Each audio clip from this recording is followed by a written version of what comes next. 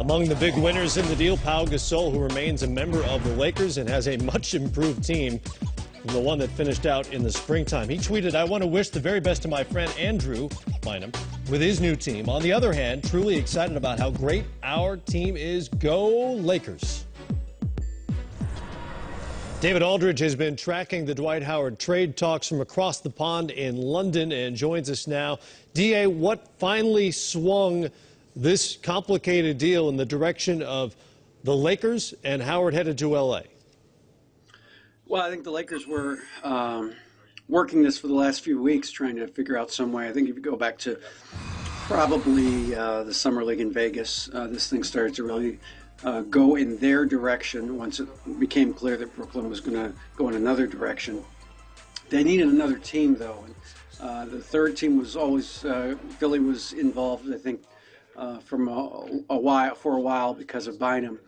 But they needed another team for Iguodala, and that's when Denver kind of stood up and said, "We'll get involved in this in the last week or so," and that's really what started getting this thing toward concluding.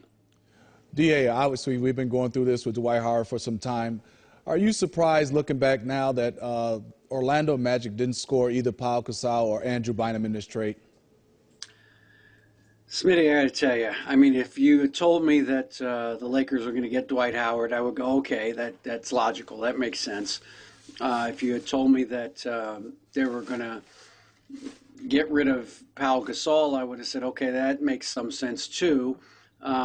But for them to trade for Dwight Howard and keep Pau Gasol, and Orlando winds up with neither of those players, is stunning to me. It's just stunning to me.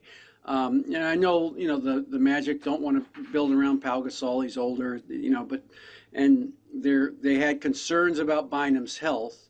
They weren't sure he'd be able to hold up over a full season. And that's why they were reluctant to kind of trade for him and then have to give him a max deal, which is what he's been looking for. But you would think they would have gotten one of those two guys in this deal.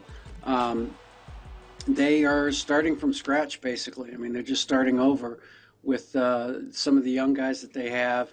They have some hope for Harkless at small forward. They think Aflalo is going to be a good, solid starting two, and I think they're right about that. But their goal and their plan right now is to clear cap space for 2014, the summer of 2014, where they think they're going to be able to make a run at some free agents or at least be able to make trades with some of the young players, maybe in some of the picks that they're getting.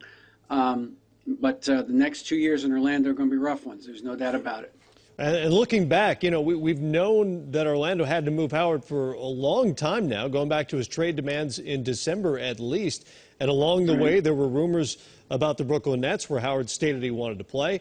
The Houston Rockets were piling up assets, particularly around draft time, trying to make a deal apparently for Howard. Looking back, could the Magic have accrued more assets, different young players, a better overall package than what they ultimately got? Well, that's going to be debated for a long time, Matt. I mean, look, it basically comes down to what do you think of Brook Lopez? I mean, if you think Brook Lopez is a top 10, top 12 center in the NBA, then you would say, why didn't they do that trade? They would have at least gotten a young center back. The picks, I think, are immaterial because no matter who gives them the picks, they're not going to be very good. So I guess that's what it comes down to is what you think of Brook Lopez. And so the people like Brook Lopez would say that they should have taken that deal, but there are a lot of people who, just like with Andrew Bynum, wonder if Brook Lopez can stay healthy over a full season. So from that standpoint, New Jersey or Brooklyn now was a kind of beauty in the eye beholder thing. With Houston, I mean, Houston obviously has a lot of assets, and they were going to put a lot of assets in the deal, but it was kind of a moot point.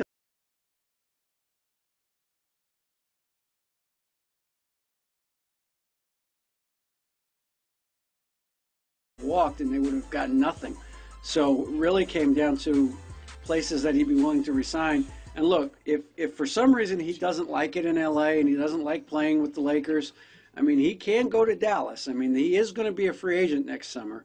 So that's going to be always in the back there. But I would be very surprised at this point if he winds up not re-signing with the Lakers. Be very surprised. Yeah, especially with the huge competitive advantage they have in terms of what they can offer contractually. Right. It's hard to imagine. David Aldridge tracking it from afar, the Dwight Howard trade. Thanks, DA.